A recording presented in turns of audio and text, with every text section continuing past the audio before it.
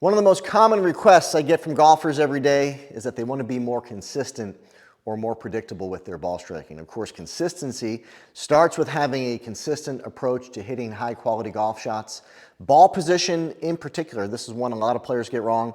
I got a great little system to make sure that you understand how to do it and get it right time and time again. You don't want to miss this lesson. Let's dig in. So when you look at golf in general, if we're talking about full swing shots, not short game shots, full swing shots, there's two different kinds of shots in golf you're going to hit. One shot where the ball is sitting on the ground, and of course another shot with our driver where the ball is going to be elevated on a big high tee. And we have to learn how to set up differently for on the ground shots versus teed up shots in order to create an angle of attack that's going to be suitable for the club that we're hitting. So in general, when the ball's on the ground, we got to hit a little bit down on this ball. And if you look at radar data for touring professionals, you might be surprised to know that the average downward strike in terms of degrees is only about 3 degrees down for a player's 3-wood and about 5 degrees down for a pitching wedge. These are tour averages. Certainly you can watch golf on TV and see plenty of shots where players got deep divots flying and whatnot, and you're going to say that they're hitting more down than that in those particular shots, but of course these are just averages. So we're hitting a little bit down, we're not hitting a ton down, and the amount that we're hitting down isn't changing a whole lot from our shortest club to our longest club relative to an off the ground shot, right? So in golf, one thing you got to know is that your lead shoulder, this is the center of the swing. This is the center of the circle. So if your lead shoulder is the center of the circle, then below your lead shoulder, well, that would be the bottom of the circle. And in golf, we want to hit the ball first and then the ground second, right? So the bottom of the swing or the low point needs to be more on the target side of the ball. And the way that we do that for all of our full swing shots off the ground is we make sure that we position the ball to some degree inside of or behind the swing center. So if my left shoulder is the center of the circle, an easier point of reference would be something beneath my shoulder, which in this case is going to be our lead heel. Now these 2 points might not match up perfectly, but for the sake of discussion and for what we're trying to accomplish with the outcome, they're going to be close enough. So we're going to use ball position relative to lead heel, and of course the lead heel is also lined up pretty nicely with the swing center. So a good rule of thumb for all of your full swing shots off the ground, let's say full swing, pitching wedge through 3-wood, is going to be having about a club head width inside of your lead heel, or playing the ball about a club head behind the bottom of the circle. And the moment I do that, I start to create a slight downward hit where the low point occurs on the target side of the ball as the club shaft lines up with my lead arm beneath the swing center, which because of weight shift is now even a little bit more forward, I would say over the middle of my lead foot, right? So we got to get a consistent way of walking into these shots that gets the ball predictably inside the heel to about that amount or that degree. And here's how you're going to do it. You're going to start off by putting an alignment stick or a club on the ground to create a point of reference. And I want you to stand here with your feet together, straddling that line. So I might have a little 0 painted right here, and that's where these players are starting.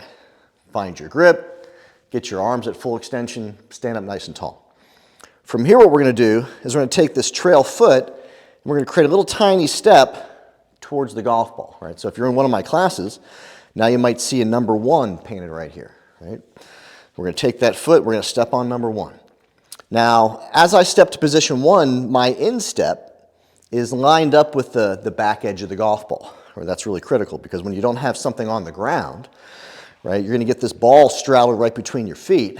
It's really important this first step is moving towards the ball just like so, as opposed to stepping away from that imaginary line or reference point. Right? So we're starting in 0, we step to 1. Now from here, the player is going to see a number 2 painted where the ball is. So I put the club head on the ground, and that's 2. Right? So how do I do that? Right? Well, when I walk in, to position 1, you can see how my hip joint is kind of over top of my ankle joint. I can lift this lead foot off the ground, and I can balance myself nicely. So once I do that, all I'm doing is bowing forward or hinging forward from that hip joint to lower the club down to the turf. All right, so here I go. Starting in 0, standing at attention, I step to 1, I bow forward to 2. Now if you're in one of my classes, you'll see a number 3 painted right here.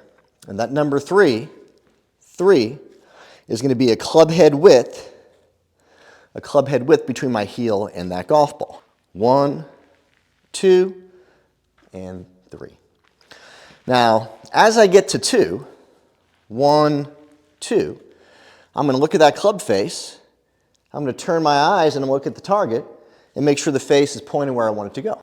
Feet together, position 0, 1, 2, eyes look at the target, and there I am at 3. Okay. So now, this foot right here, how far I step away from the target, that's going to determine my overall stance width when I'm done here. Now, if you eliminate the putter, well, you got 13 other clubs in your bag. And certainly we're not going to have 13 different stance widths because that would be kind of ridiculous, right? So what I want you to think about here is looking at your set and saying, okay, I've got short range clubs, mid-range clubs, and long range clubs. So if I have a short club, let's say I got a 9-iron right here, I'm going to go 1, 2, 3, and then step number 4 is a short step, just like that. So if I have a short club, I take a short step. My overall stance is pretty narrow, and even though I got the ball a club head width inside my lead heel, from your position back there at home, you might say, you know, that ball is pretty close to the middle of the stance. Not exactly, but it's closer to the middle than it is being way forward. Okay, so now let's say we transition to a longer club. So let's say this is a 7-iron. Hey, 7-iron, that's one of my mid-range clubs. So now I got the same first 3 dance steps. 1, 2, 3. Mid-range club, how about a mid-range step? So I got a little wider stance, still not my widest stance. Now I still have that ball, a club head width inside my lead heel, but again, from your perspective at home, you go, well, hey, you know, when he's got a longer club, something more towards the middle of a set, he's playing the ball more forward than he did with that short range club. And that's absolutely true. But my first 3 steps were exactly the same. And by virtue of me stepping a little bit wider with this trail foot, it creates the appearance that the ball is moving relative to my overall stance, even though relative to my heel, it's the same as it was for my shorter club. All right, so you see where this whole thing's going. So now let's say I got a long iron, I got a hybrid, I got a fairway wood, right? Well, that's a long range club. My first 3 steps are the same. 1, 2, 3. Long club, let's say this is my 4 hybrid. There's my widest stance for a shot off the ground. And now from your perspective at home, you go, gosh, now that you've got a hybrid in your hands, or a fairway wood, you really like to play that ball forward. And I might say, well, relative to my trail foot, I would agree. But relative to my lead heel, the ball's still in the same position, right? Tour average, 5 degrees down with a pitching wedge, 3 degrees down with a 3-wood, right? Changing my stance width by only adjusting this trail foot and keeping the first 3 steps the same. 1, 2, 3, 4, right? That is, in part, creating these subtle differences in angle of attack. It's not the only thing, but it's a key factor here at play. And you're going to start getting ball first, ground second, a slight downward hit by learning these basic steps or these basic moves, right? So when you're practicing, I would, after every single shot, reset yourself. Find your grip, get your feet together, get that ball right between your feet. Practice these little dance steps. 1, 2, eyes look at the target, 3, and 4. If you're going to hit a shot, right, do it like you're going to play. Long look at the target, short look at the ball, touch the club head down, and then swing away. Right, there's a lot more we could talk about here, but that's the basics for how to get into the proper ball position. 1, 2, 3 steps, same 3 dance steps. This trail foot, that's the only variable one. Short club, short step, medium club, medium step, long club, long step, right? A great way for you to get more organized, to create more consistency or more predictability for you. So now, let's say we're going into our driver, right? Well, this ball is going to be teed up fairly high, right? Good rule of thumb is about half the ball above the top of the club. And here's how this is going to change, right? Well, now we don't want to hit down.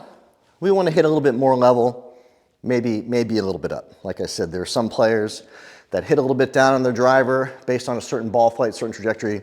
Works just fine. Let's just kind of keep it to basics here. A little bit more level to slightly up. So now we got the same starting position, the same step 1, the same step 2. Step number 3, I just slide this foot forward again to match my trail foot. So now the ball is right up off my lead heel. Longest club, widest stance. And now you can see how the ball is more forward, lined up with my heel, a little bit more underneath the swing center. And by virtue of me getting my widest stance, look at this logo on my cap here. Notice how much the logo on my cap, 1, 2, 3, has shifted a good 5 inches or so back behind the golf ball, right? So what's happening here? With my head more back and the ball more forward, those two things together are going to give me a much more level strike through this golf ball. And that's the only difference here, going from a shot on the ground versus to a shot elevated up off the tee. Ball more forward, widest stance. Widest stance moves your head more behind the ball than you have for your short, mid, or even your long range clubs from the fairway. So I go 1, 2, 3, and 4, right? Going back to the shots on the ground. Now I'm using that club head spacing again. Here I go. 1, 2, 3, 4. Long look at the target, short look at the ball. Less time versus more time. A little slight downward hit, right? Creating a consistent routine for how to set up and at the very least get the ball in the right position to be able to hit quality shots off the tee and into the greens, that's a great place to start. So hopefully this made sense. Like I said, there's a lot of different ways you can do this. This is a really reasonable approach that's worked for me as a player. It's worked for my students. It makes sense for everybody.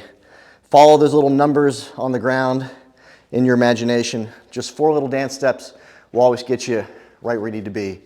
Thanks for joining me. I hope that helps. So really been enjoying putting these lessons together for you. If you enjoy the channel, do me a favor. Subscribe, give us a like, leave those comments below. Until next time, best of luck with your game.